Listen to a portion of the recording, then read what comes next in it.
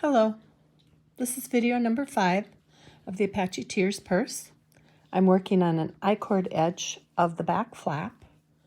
I've done an I-cord edge across the front flap of the purse. Now this is a knit stitch, but you could also do a single crochet. That would work too. So I've done the edge across the front of the purse and up side of the flap.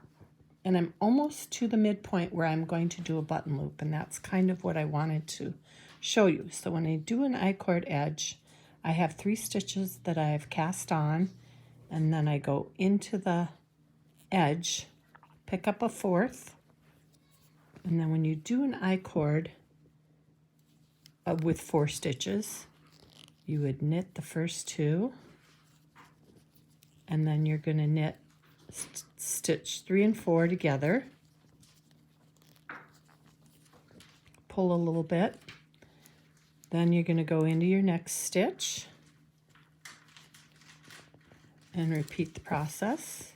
So with an I-cord edge, you're always working from this right side of the stitches so that you are pulling the yarn around the back side, and essentially you're making a loop or a cord.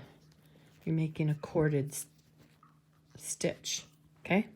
Now I'm going to work into this last one here. This is the center front stitch of the flap. And from this point on, I'm going to be working the button loop. So what I'm going to do is knit all 4 stitches. And I'm going to do this for 4 inches.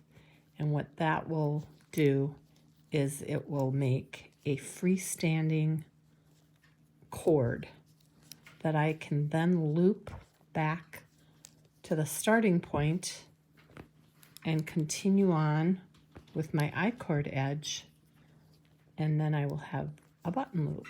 So just gonna knit a few here so you can see how it works. I knit all 4, then I slide.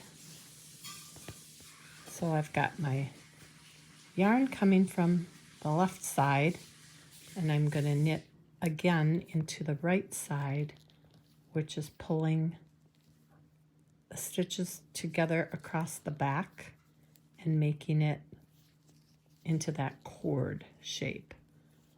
Now you can do this with, you can actually do it with 3 stitches, you can do it with 4, 5. I've done it with as many as 6. I've not tried an I-cord with more than 6.